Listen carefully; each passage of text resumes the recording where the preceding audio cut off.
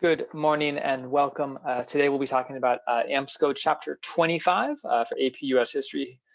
Chapter 25 is all about World War II, both what's going on in Europe with the rise of fascism and dictators, American policy at the beginning of the war, and then what eventually forced us to join, effects on the home front, and then some key kind of military battles. We've kind of finally reached new territory. If you're watching this in 2021, when I had you all last year, this is where we stopped. This is where we shut down when COVID hit. If you were in world history, we learned about the rise of Hitler, and we learned about the rise of Japan, and then we stopped right as the war was about to start. That was the next lesson we were going to do when I thought COVID was going to be over in a couple of weeks. And if you were in AP Euro, we were basically at the exact same spot. We watched a documentary, I believe, about how Hitler rose to power, and they never actually got to World War II. So we are approaching new territory, new content, whether you were in World or AP Euro. You can see I've set up my notes here. On the road to World War II, focusing mostly on what's going on in Europe. We'll look at some American policy, how we were originally neutral and isolationist, and then eventually became what we call an arsenal of democracy. We'll look at what forced us to join the war, and then some of the battles that we fought, and then a particular focus on the home front and how that was affected. So let's get started. First, looking at the rise of fascism in Europe and Japan during what's called the interwar years, interwar between World War I and World War II. We looked last year about how fascist leaders rose to power in Italy, Benito Mussolini, Germany, Adolf Hitler, and a militaristic emperor rose to power in Japan, Emperor Hirohito. These leaders, especially Hitler and also Mussolini, these leaders took advantage of the anger that people were feeling after World War I, and also the economic challenges. Remember, the Great Depression is not just an American crisis, it spreads throughout the world, and also especially hurts Germany, who had to pay all the reparations from the Treaty of Versailles. And so a fascist is a unique type of dictator that relies on a strong military, that relies on nationalism, and is also incredibly popular, perhaps because of those reasons. So Benito Mussolini, with his black shirts, marches into Rome and takes power. Adolf Hitler, with his Nazi party, kind of manipulates the electorate, and he ends up being appointed chancellor. He gives himself emergency powers after the Reichstag, the German Congress, was burnt down. That might all be familiar from last year. And so what we have is, let's see here, fascist leaders rise to power in Italy and Germany. I'll put Japan in parentheses because they're not fascist, but whatever. So we'll say Mussolini and Hitler, and they take advantage of anger after World War I and the Great Depression. And I'll just say that what fascism is, well, essentially is a dictator that relies, sorry, you don't need to see my notifications. It's a dictator that relies on militarism, nationalism, and public support. And I'll just say that these leaders, when they rise to power, they ally together and create what's called the Axis powers. And so as Germany, Italy, and then farther to the east, Japan make an alliance, eventually we'll get to the outbreak of war in Europe. America has a decision to make as to whether they are going to get involved in this European conflict like they did a couple of decades earlier in World War I, or remain an isolationist country, which they had been during the 1920s and 1930s. Remember, they decided not to join the League of Nations after World War I for that specific purpose, to remain isolationist. And by and large, for the first few years, at least leading up to the war, America remained an isolationist nation. FDR, same president as the Great Depression and the New Deal. FDR signs into law several neutrality acts that prohibited any arms shipment to any belligerent nations fighting in war. It also banned sending loans or money to warring countries. And that included the civil war in Spain, which was kind of like a dress rehearsal for fascism. Hitler supported Francisco Franco, who was a Spanish general there. And so America was originally very heavy on staying out of the war, doing whatever they could to stay out of it. So America was mostly isolationist leading up to World War II.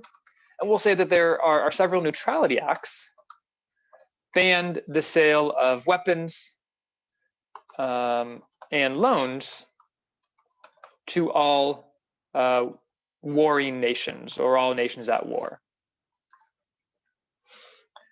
The most famous name who was kind of whipping up American people against the war was Charles Lindbergh. Charles Lindbergh was a famous pilot who sailed across the Atlantic. He was also a Nazi and an anti-Semite. He ran for president at one point on a super anti-Semitic policy, but he tried to rally support against the war because he assumed the US would fight against Germany. It's complicated. Charles Lindbergh, very complicated figure because he was an American hero in some senses for his aviation or flying achievements, but he also received an incredibly prestigious honor from Hitler. He was buddies with the Nazis, and again was quite anti-Semitic. But anyways, most Americans staying out of the war. Now, eventually, by the late 1930s, things begin to get much more intense on the other side of the world. Italy conquered Ethiopia, which was an African country that had defeated them a few decades earlier. Hitler sends his troops into the Rhineland. The Rhineland is the border between France and Germany. It was supposed to be demilitarized after the Treaty of Versailles. And then Germany invades the Sudetenland, which was in Czechoslovakia. It was like a German-speaking section of Czechoslovakia. And so what we have here is this slow march to war from the Germans, from the Italians, and also the Japanese invading China during the same time period. So these three Axis powers, Germany, Italy, Japan, slowly gaining more power, slowly getting more and more aggressive. The members of the League of Nations, the democratic leaders of the world, mostly England and France, what do? Well, hopefully you remember the idea of appeasement. You might remember the kid in the candy store where the kid asked for a piece of candy, the mom said no, so the kid cried and cried and cried and threw a whole hissy fit. So what's the mom do? The mom gives the kid a lollipop just to shut him up. That's appeasement. When you give in to someone, give in to their demands just to kind of avoid a conflict. England, specifically Prime Minister Neville Chamberlain, appeases Hitler. He says, you know what, Hitler, you can take Sudetenland, you can take that piece of land, but only if you pinky swear, promise you're never going to take any more land. Hitler says, of course, I'll take this land and I'll stop. 6 months later, he takes over all of Czechoslovakia, invades Austria a few months after that. So we'll say here in late 1930s, the Axis powers begin to conquer. They conquer Italy, they conquer Ethiopia, China, and Czechoslovakia. And England appeases Hitler. He lets Germany take land in exchange for a promise of peace for our time, which was a famous quote Neville Chamberlain had when he returned home from the Munich conference, or the Munich conference where he met Hitler there. Now, after this, the US begins to prepare for war, kind of like they did leading up to World War I, where they're building up a military, they're building up weapons, but they're still staying out of it. Things begin to change, at least in Europe, in 1939, when Hitler finally invades the rest of Czechoslovakia, and then Austria, and then on September 1st, 1939, they invade Poland. September 1st, 1939, Germany invades Poland, which starts World War II. This is the last straw. Germany invades Poland on September 1st. England and France declare war on Germany 2 days later on September 3rd.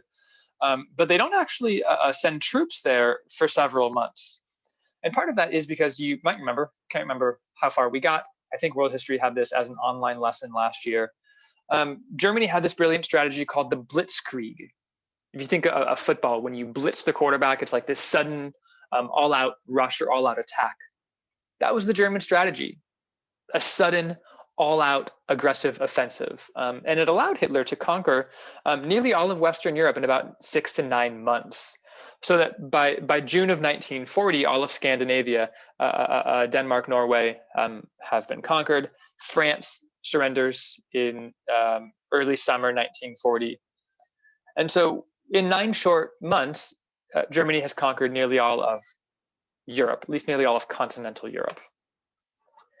And it's really that, it's that aggression, that German aggression that forces the US to finally take a side. The US was technically still an isolationist nation, but by 1939 and 1940 especially, the US clearly takes a side, allying with Great Britain, with England. Most Americans were against Germany. They were against Hitler because of Hitler's aggressive acts, and also because many Americans could kind of trace their lineage back to England or Britain. And so the US begins to, still officially isolationist, but the US begins to side with Britain by 1939 and 1940. They have the Cash and Carry Act, which basically allows them to which basically allows the US to send weapons to Britain, but only if Britain will carry it there themselves. So England's got to send ships there. So the US sells weapons to England, but again, only if England carries them themselves. They create the draft in the US in 1940. And then eventually the US sends 50 old destroyers to the British. Destroyers are like massive naval ships. And so the US is getting ready for war. They've clearly taken a side, but kind of like they did on the road to World War I, right now they're just sending economic support, military supply support, and not actually sending any troops, although they are clearly getting ready for that. Election of 1940, Roosevelt wins overwhelmingly. This was his 3rd term. No president had ever served 3 terms. Today is unconstitutional, but in 1940, people were just kind of following the precedent that Washington had set when he decided not to run for a 3rd term. Roosevelt won, you can see pretty overwhelmingly there. He's the blue, whereas the Republican is the red.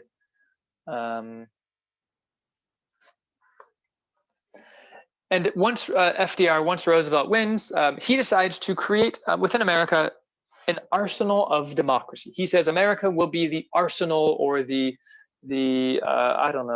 defender of democracy. 1940, 1941. First, he gives the 4 Freedoms speech, and he says that he will promise that people around the world will have freedom from fear. They'll no longer be afraid. Freedom from want. They'll never need things. They'll always have the food that they need. Freedom of speech and freedom of religion. With that justification, FDR says, we're gonna protect the 4 freedoms. He says, okay, Hitler is going against those things. And so FDR uses this 4 freedoms idea to justify providing aid to Britain. He continues to send support to Great Britain with the Lend-Lease Act, which is basically selling things to Britain on credit, lending them things. And then the US, again, still not officially joining the war, but really just kind of sending all sorts of supplies and money to Britain. They sign a FDR secretly meets with Winston Churchill. He's the new prime minister in England, at what's called the Atlantic Charter. And they agree that they're going to fight for self-determination, freedom, democracy. They're going to fight for free trade. They're going to fight for no territorial expansion, basically no war. And that really closely links England and the US together. They're fighting for similar things: democracy, peace, etc.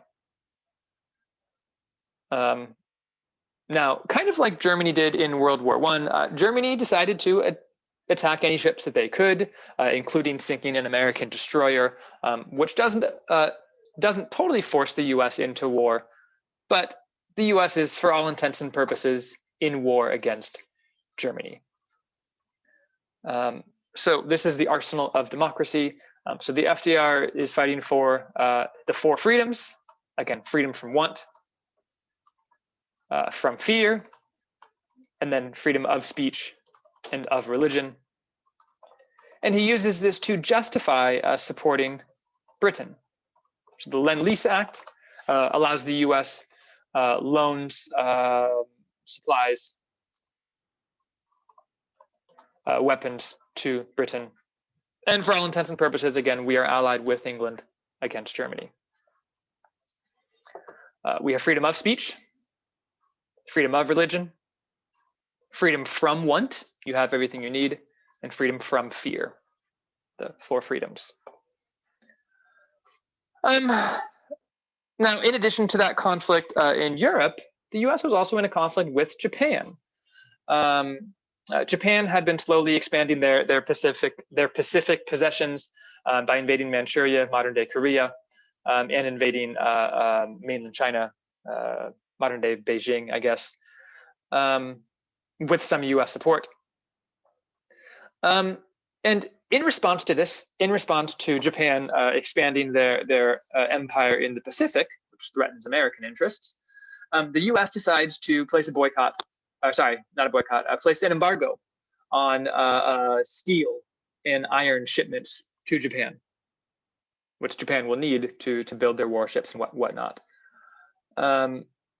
Japan continues to expand. They continue to expand. They conquer French Indochina, modern-day Vietnam, Cambodia, Laos, and expand even more into the Pacific. Again, the US doesn't directly fight back, but they do cut off trade with Japan, which angers Japan quite a bit. And so that, I suppose, forces Japan's hand to attack at Pearl Harbor. December 7th, 1941, a date which will live in infamy. Japan launched a surprise morning dawn attack on the naval base in Pearl Harbor, where much of the Pacific Fleet was headquartered or based. A lot of the ships were actually out on a training mission, which is quite lucky for the US because their whole Pacific Fleet would have been wiped out if not. 2,400 Americans killed, 1,200 Americans wounded, 20 warships sunk or severely damaged, 150 airplanes destroyed. And this is the act that finally forces the US to join World War II. The next day, FDR asks Congress to declare war. Germany declares war on the US 3 days later. Interestingly enough, if I'm remembering right, this is the only time Germany ever declares war officially.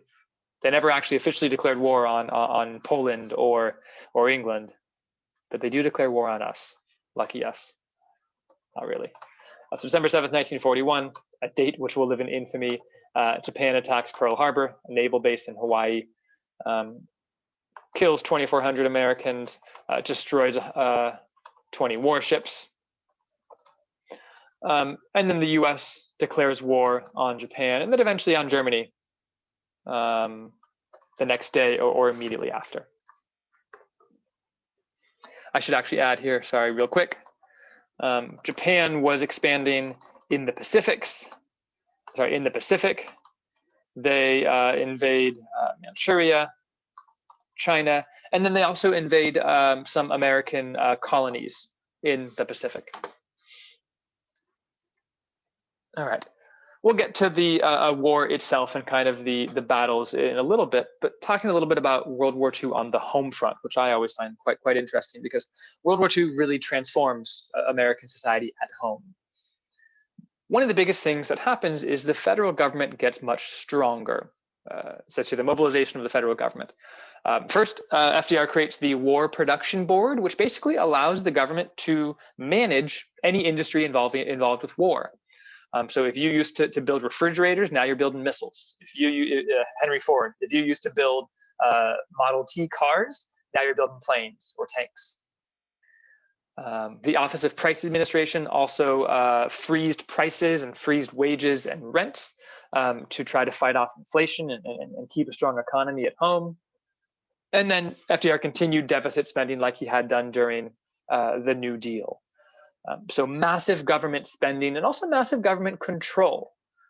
This is a trend you see in American history where during times of war, the federal government gets stronger. They put their hands in other spots in the economy to help fight the war, I suppose. And really, World War II is the thing that finally ends the Great Depression.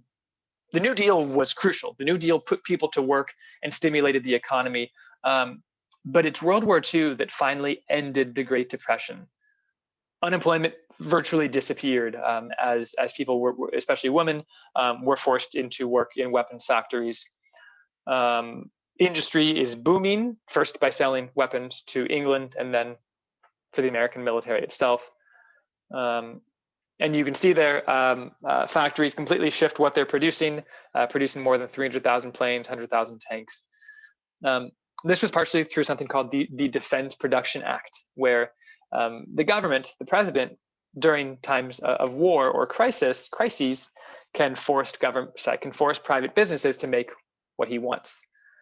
During COVID, this was a big question where Trump never really did it, but Biden has been to invoke the Defense Production Act to force companies to make PPE, to make vaccines, to make ventilators and things like that during times of crisis. Now, during this, workers basically allied with the government against Germany, and they basically agreed to not strike during the war. And that's different from World War I. Remember, you might remember there were still strikes during the First World War. During the Second World War, generally speaking, there are not very many strikes. So let's see here. The federal government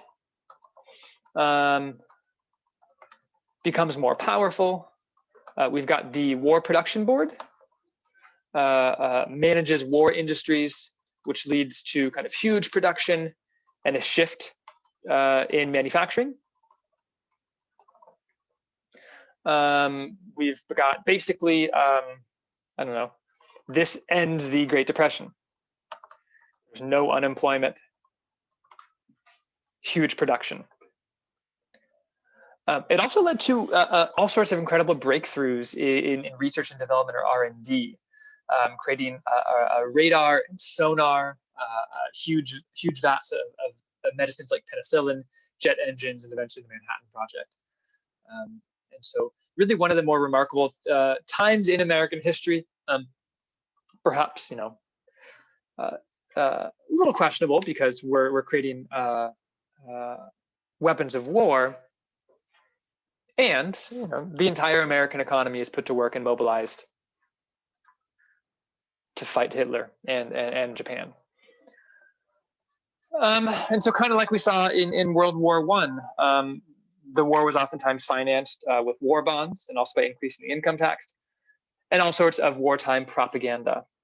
I'll just show some of these. The classics, Rosie the Riveter up top, Uncle Sam down here, some of the most famous ones. But also some incredible racism. I mean, this is, you know, really horrible caricatures of the Japanese.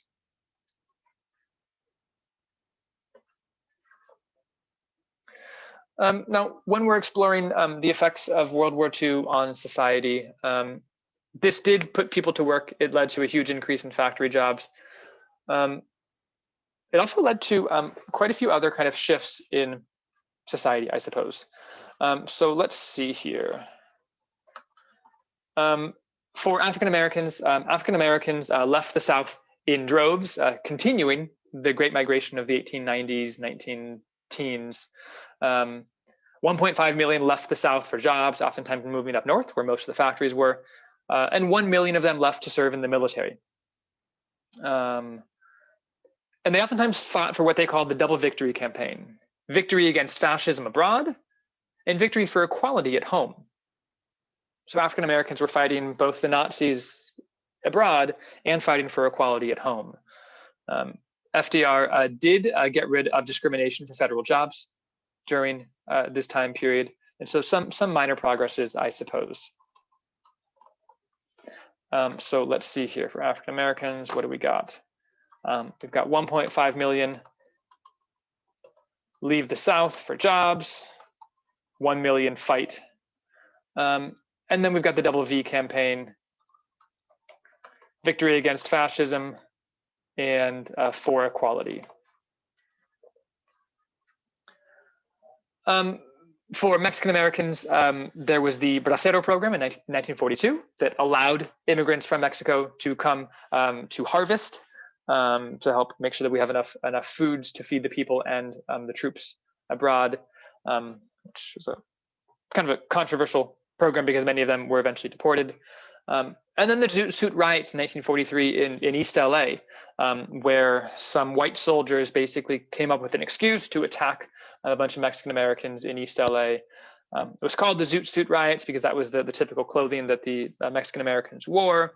It's called a riot to suggest that it was the Mexican Americans who started it, when really this was white sailors, white drunk sailors, who started it and attacked some Mexican Americans.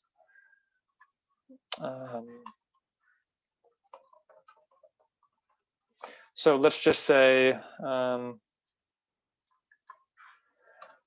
Zoot Suit riots kind of shows the conflict with white Americans. For American Indians, 25,000 American Indians, or Native Americans rather, served in the military, and they became code talkers, basically translating things in code so that the Nazis couldn't decode it. Japanese Americans, one of the most shameful moments in American history, of which we have many, slavery and Trail of Tears, but one of the most shameful moments, in at least modern American history, is Japanese American internment camps. Despite the fact that 20,000 Japanese Americans served in the military, over 100,000 Japanese Americans, citizens and immigrants, were put into internment camps throughout the West for the duration of the war, because they were considered enemies or suspicious or might be plotting an attack or something like that. The closest one to us is in Manzanar, which if you drive up the 395, if you're going up to like a Mammoth or something, Manzanar is about 3 hours away from us. Huge concentration, internment camp or concentration camp in the foothills of the Sierra Nevada. This was eventually ruled unconstitutional with Korematsu versus the US in 1944. But again, one of the more shameful moments in our history. So 100,000 Japanese American citizens placed in internment camps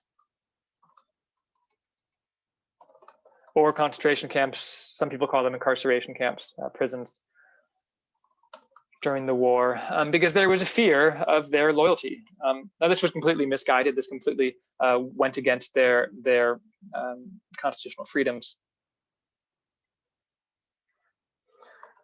And then for women specifically, 200,000 served in the army or other branches, oftentimes in non-combat roles. Not oftentimes, always, or nearly always in non-combat roles. And 5 million went to work. That Road to the Riveter, Yes We Can propaganda poster really capturing the huge effect that women had both at war and at home. Now, they were paid less than men, and so that income inequality continues, but women playing a much more active role during World War II as they did during the First World War. All right, we got to end this war. FDR was reelected one more time in 1944. He had been starting to have some severe health problems, but he was denying them publicly. He was actually wheelchair bound at this point, but there were basically no photographs taken of him in a wheelchair, or at least no photographs published of him in a wheelchair. It was a closer election. He won 53% of the popular vote, but the electoral vote still pretty overwhelming. But FDR would only serve for a few months of his 4th term. He would die in April, and his vice president, Harry Truman, would take over. All right, for the actual war itself, I'm just going to skim over this real quick. Some key dates you might want to know. First, D-Day, which is June 6th, 1944. This is when the US invades Nazi-occupied France to free France and defeat Germany. The US fights in Western Europe for about 6 months or so. They eventually force the Germans back into Germany. Some key battles, if you're interested: D-Day, Battle of the Bulge in Belgium. My wife's grandfather actually served in the American military. He fought in the Battle of the Bulge and was actually captured by the Germans. He was a prisoner of war in a German prisoner of war camp for most of the war. But eventually the Allies do end up defeating the Nazis. In Japan, the war is a little bit different because just of the geography. And the US starts a strategy called island hopping, where the US basically seizes or captures strategic islands throughout the Pacific. The idea here is that the US can have naval bases throughout the Pacific so that they can get closer and closer to Japan, and also cut off access for Japan to these valuable resources. So when we have war with Japan, the US has their island hopping, where they conquer islands throughout the Pacific to slowly reach towards Japan. The war in the Pacific was especially gruesome. Some famous battles was Okinawa, Guadalcanal, and the Battle of Midway, which was the first battle ever fought that was fully in war. Sorry, oh my God, was fully fought in the air between planes. But the US begins to slowly march their way from Hawaii to Marshall Islands, Guam, to the Philippines, up to Okinawa, Iwo Jima, and now they're just on the outskirts of Japan. Now, while the US is doing this, they are also developing the atomic bomb, which is called the Manhattan Project, in a secret military facility in New Mexico, Los Alamos, New Mexico. J. Robert Oppenheimer, along with Albert Einstein, Albert Einstein eventually denounced the work that the government had done using science to create a weapon. They create the first atomic bomb. The first test they did in July of 1945 created a shockwave that blasted out windows 120 miles away and could be seen 180 miles away. So this Manhattan Project creates an atomic bomb at incredible cost, $2 billion. It will eventually be used twice in August of 1945 against Japan. Sorry, I'll add that here. Manhattan Project, the US secretly creates the atomic bomb.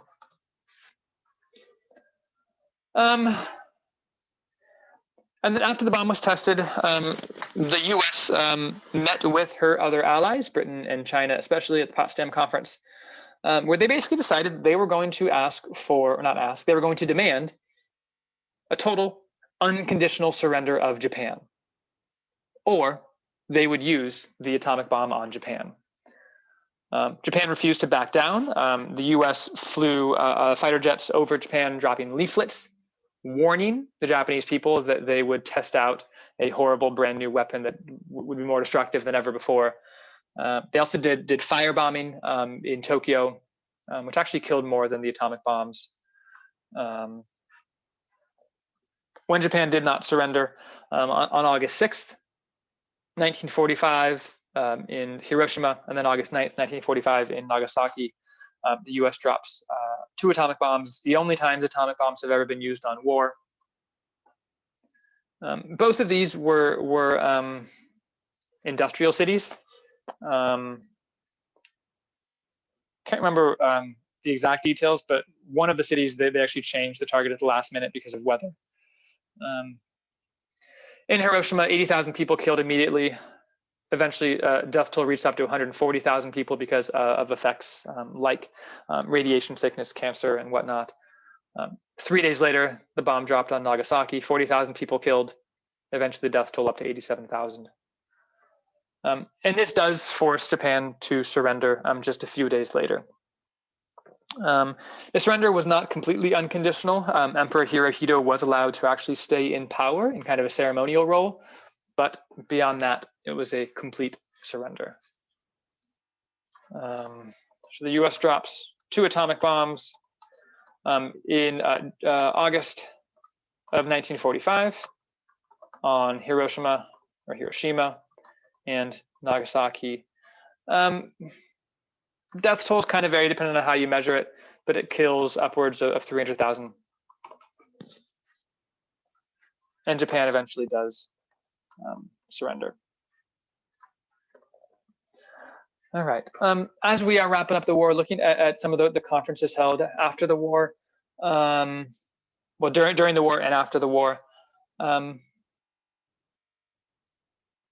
And generally speaking, what we see in these conferences, I'm not going to read any specific ones, I'll just talk generally speaking, is we see the big three, US, England, and the Soviet Union, FDR, Churchill, and Stalin,